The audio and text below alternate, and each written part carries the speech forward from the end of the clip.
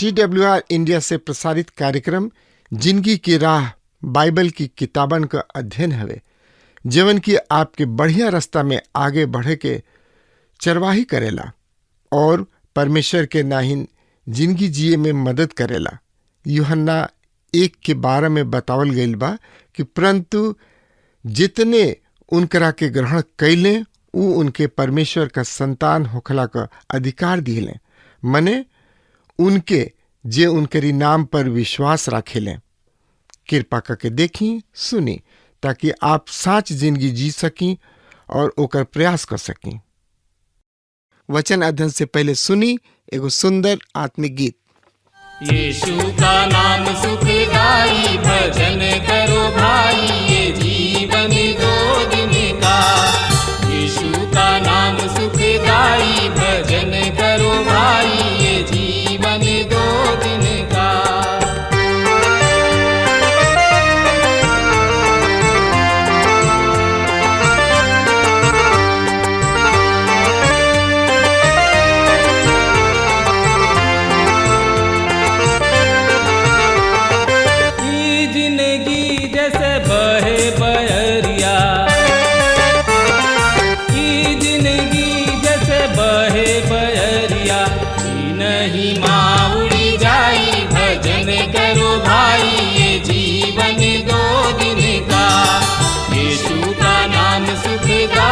भजन करो भाई, ये जीवन 2 दिन का।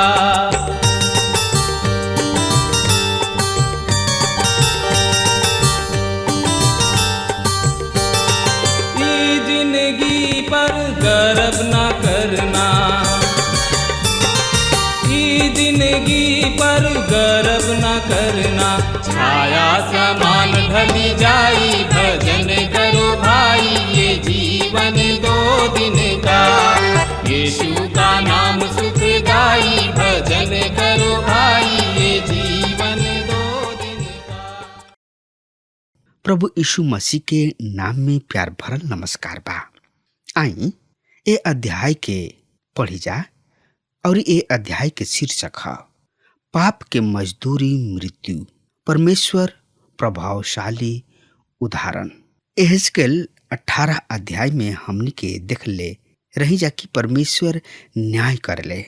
उ न्याय विशेष रूप से व्यक्तिगत रूप से करले, हर एगो जन के न्याय करले। त एकरा बारे में और ज्यादा से ज्यादा जानकारी खातिर रुआ हमरा संगे आपन पवित्र शास्त्र बाइबल निकाली और ओहमे देखी एहेजकेल के किताब 18 अध्याय के 1 पद एह तरी से बता रहल बा। फिर यहोवा परमेश्वर के ई वचन हमरा कीने पहुंचल। फिर यहाँ बात साफ बा कि एहेजकेल आपन विचार नेखन दे रहल। ई परमेश्वर के वचन है। एहेजकेल 18 अध्याय के 2 पद एह तरी से बता रहल बा। इस्राएल देश के विषय में तू ई कहावत काहे कहेला, खाटा अंगूर त खैले बाप दादा, पर दांत खाटा भइल संतान के। इस्राएली लोग किने एगो नीति वचन रहे जौना से ऊ प्रायः उपयोग में ले आवत रहले। ई यिर्मयाह के किताब 31 अध्याय के 29 पद एह तरी से बता रहल बा। जब हम ओहनी लोग के कैल घिनौना काम के कारण देश के उजाड़ देव और निर्जन क देव, तब ओहनी लोग जान लिए कि हम ही यहोवा परमेश्वर हई। खातिर रुआ हमरा संगे आपन पवित्र शास्त्र बाइबल निकाल ली और उनमें देखी निर्गमन के किताब 20 अध्याय के 5 पद एह तरी से बता रहा बा। ना तो उन्होंने लोग ओकरा के दंडवत करी हैं और ना ही ओकर उपासना करी है, काहे कि हम यहोवा परमेश्वर जलन रखे वाला परमेश्वर हई। जे हमरा से बैर करेला उन्हीं लोग के संतान के द्वारा यानी कि तीसरा और चौथा पीढ़ी तक बाप दादा के दुष्टता के दंड दिहिना। समस्या ई बाकी जौना नीति वचन के एहनी लोग अपनौले उ गलत था। बिना परिस्थिति पर विचार कोनो बाइबल के कोनो एगो पद के लेकिन लोगन के सामने पेश कईल खतरनाक ह। ई गलत नीति वचन ह। पिता सब अंगूर के खैले और बच्चा सब एकर दाम चुकौले। ई कुछ हद तक सच बा, लेकिन परमेश्वर हर एगो के न्याय व्यक्तिगत रूप से करले, चाहे उ पिता होके या बेटा। ई सब उ अपना नियम के अनुसार करले। ई अनंत काल के न्याय ना ह, बल्कि एह जिंदगी के खातिर जैसे कि आदमी आज्ञा पालन करला या ठुकरा देला। यहेजकेल की किताब 18 अध्याय के 3 पद एह तरी से बता रहल बा। प्रभु परमेश्वर एह तरी से कहताड़े, हमरा जिंदगी के शपथ नीचे तू ई कहावत इसराइल में फिर कभी कहे ना पैबा। ए अध्याय में जिंदगी शब्द 13 हाली आयल बा और मृत्यु के शब्द 14 हाली आयल बा। यहाँ पर हमनी खातिर जिंदगी और मृत्यु के प्रदर्शित कल गइल बा, लेकिन ई अनंत काल के जिंदगी और मृत्यु ना ह जौना बारे में परमेश्वर बातचीत कर रहल बाड़े। परमेश्वर यहाँ पर व्यक्तिगत रूप से न्याय के बारे में बातचीत कर रहल बाड़े। यहेजकेल की किताब 18 अध्याय के 4 पद एह तरी से बता रहल बा। देखा सब प्राण हमार ह, जैसे पिता के प्राण वैसे ही बेटा के प्राण दोनों हमार ह। जे केहू पाप करे उहे मुई। परमेश्वर यहाँ पर कहताड़े कि आत्मा उनकर ह। यदि पाप के भार बेटा के ऊपर आवता तो एकर मतलब बेटा भी बाप के राह पर चल रहल बा। हर एगो आदमी अपना पाप के खातिर मुई है। एकरा बारे में व्यवस्था विवरण की किताब 24 अध्याय के 16 पद एह तरी से बता रहल बा। ना तो पुत्र के कारण पिता और ना पिता के कारण पुत्र मार डालल जाओ। हर एगो अपना ही पाप के कारण मारल जाई। जौना आत्मा पाप करी उ मुई है। परमेश्वर हर एगो आदमी के न्याय करले। यहेजकेल 18 अध्याय के 5 से 9 पद एह तरी से बता रहल बा।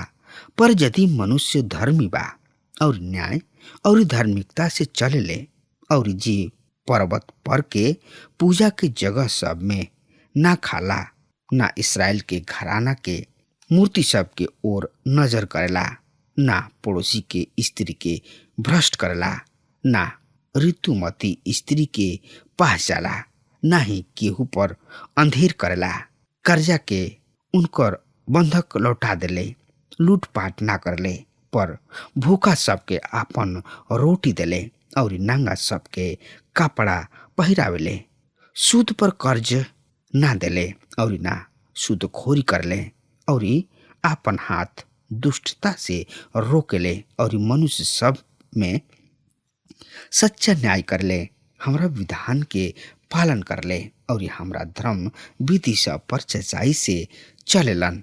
ऐसन मनुष्य धर्मी हमें उ निश्चित जीवित रही हैं। प्रभु यहोवा परमेश्वर के इहे बाणी ह। ना तो पहाड़ सब पर खाना खैले होके, ना पराई औरत के बिगड़ले होके। जे हमरा जिम्मेवारी पर चललन और हमरा नियम सबके मानत सच्चाई से काम कैले होकस, ऐसन मनुष्य धर्मी हमें और उ पक्का जाना जीवित रही। प्रभु यहोवा परमेश्वर के इहे कथन है। यहाँ पर यहेजकेल परमेश्वर के आशीष सब के बारे में बातचीत कर रहल बाड़े। 18 अध्याय के 10 से 18 पद एह तरी से बता रहल बा। तब चाहे उ खुद एकरा में से कोनो काम ना कोइले होके, यदि ओकरा एगो बेटा क्रूर हो जाओ जौन की खूनी होके और पहाड़ पर के मंदिर में खात होके तथा अपना पड़ोसी के मेहरारू के भ्रष्ट करत होके, दिन दरिद्र पर अत्याचार करत होके और लूटपाट करत होके और बनकी वापस ना करत होके और मूर्ति सब पर नजर डालत होके और घिनौना काम करत होके और शुद्ध पर कर्ज देत होके और शुद्ध खोरी करत होके, तका ऊ जीवित रही? एकदम ना। ऊ ई सब घिनौना काम कैले बा, ऊ पक्का जान मार डालल जाई, ओकर खून ओकरे कपारे पड़ी। फिर देख, यदि उनकर ऐसन बेटा बा जौन की अपना बाबू के सब पाप के देखेला और देख के भी उनका सम्मान ना करला, अर्थात पहाड़ सब पर के पूजा स्थल में ना खाला, ना ही इसराइल के घराना सब के मूर्ति सब के ओर नजर करेला, ना ही अपना पड़ोसी सब के औरी भ्रष्ट करला, ना ही केहू पर अंधेर करला, ना बनकी रखेला, ना चोरी करला, पर भूखा के आपन रोटी देला और नंगा के आपन कपड़ा पहिरावला, दिन दरिद्र के हानि करे से अपन हाथ रोकला, शुद्ध ना लेला, ना ही शुद्ध खोरी करला, वरन हमार सब विधि के पालन करेला और हमरा सब नियम पर चलेलन। ऊ अपना बाबू के अधर्म के कारण ना मरी, वरन ऊ नीचे जीवित रही। पर उनकर बाबू जौन अंधेर कैले बाणे, अपना भाई के लूटले बाणे और अपना लोगन के बीच अनुचित कार्य कैले बाणे, देखा ऊ तो अपना अधर्म के कारण मोई।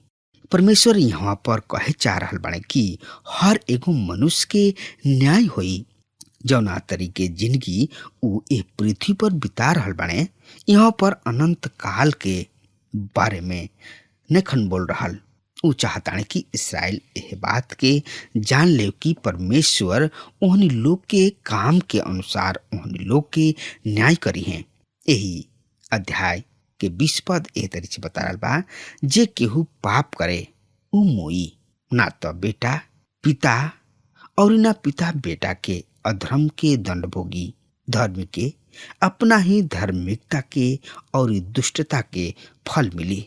जौन प्राणी पाप करी ऊ मोई। यह बात 14वां पद में भी पावल जाता।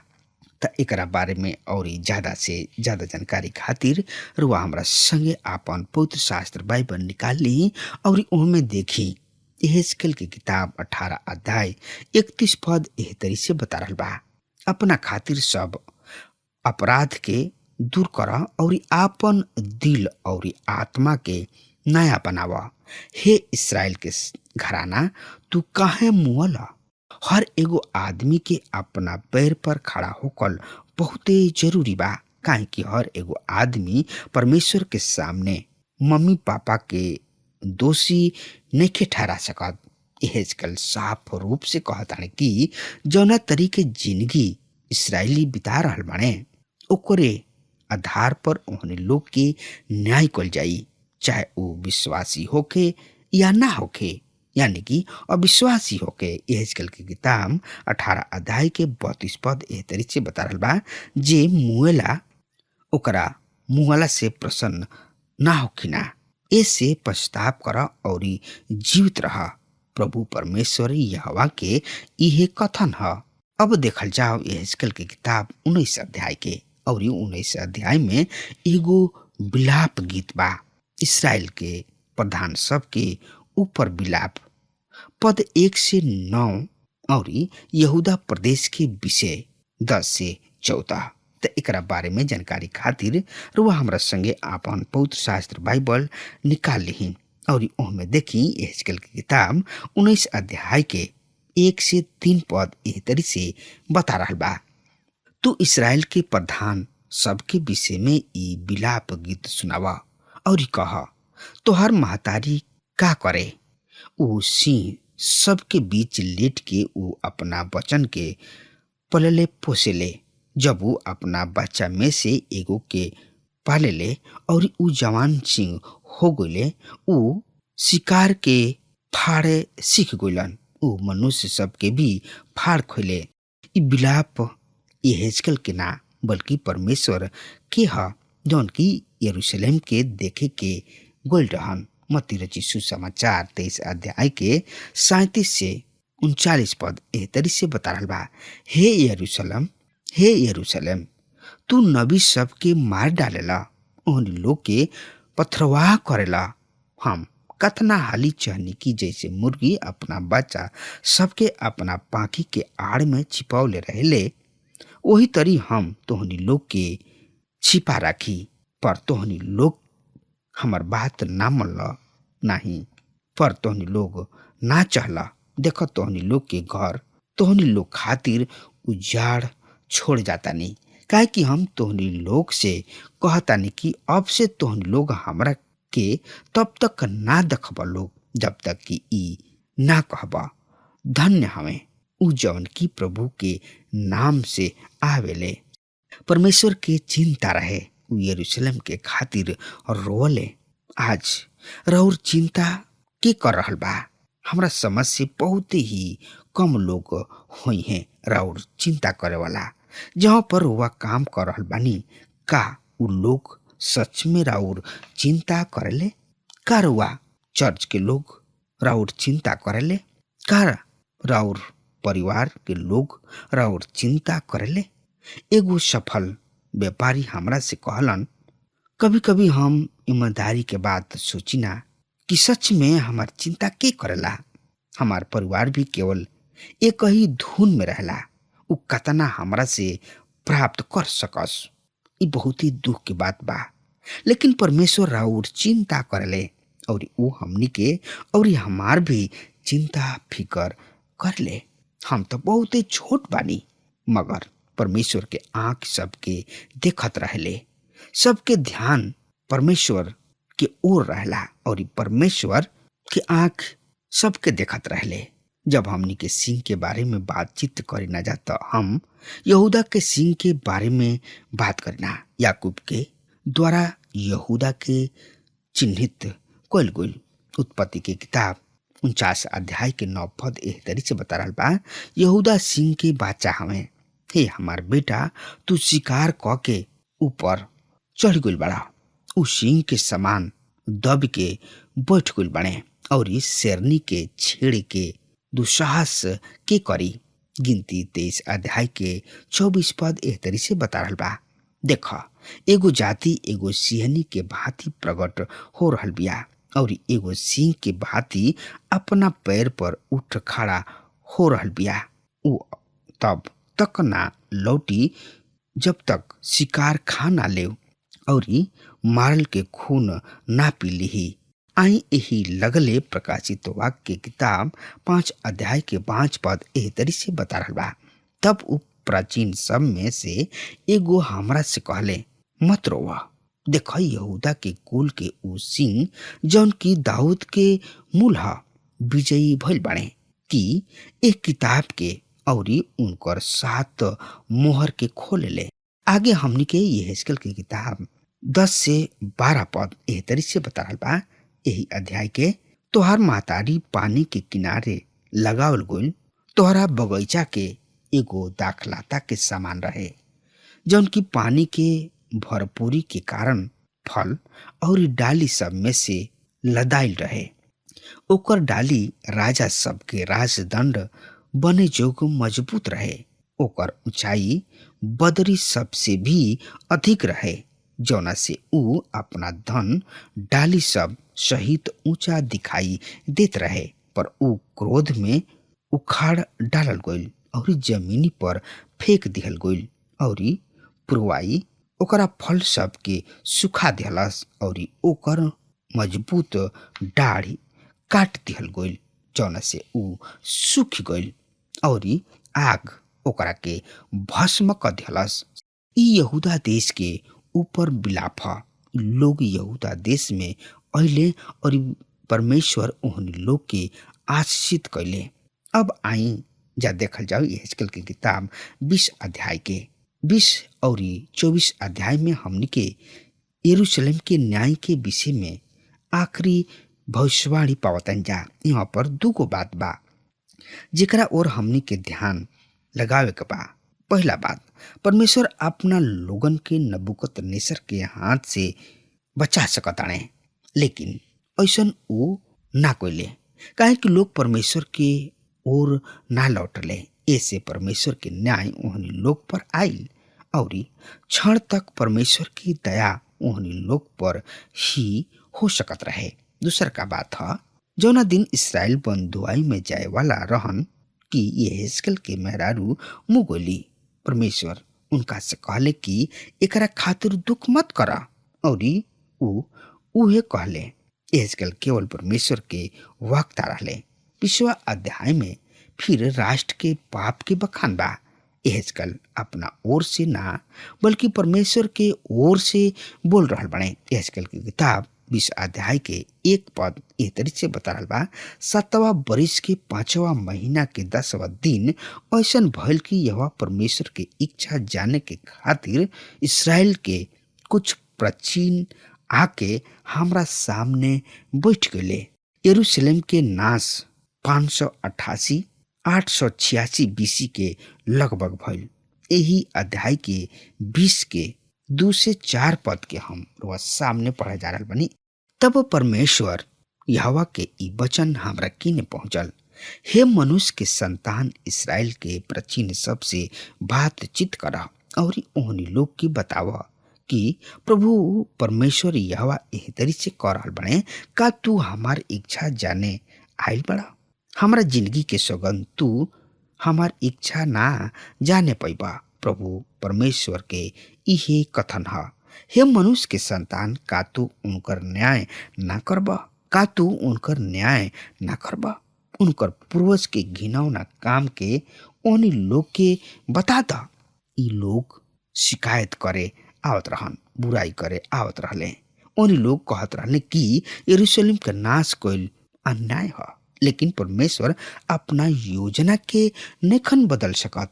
यही अध्याय के 5 पद एह तरी से बता रहल बा, सुनि ध्यान से।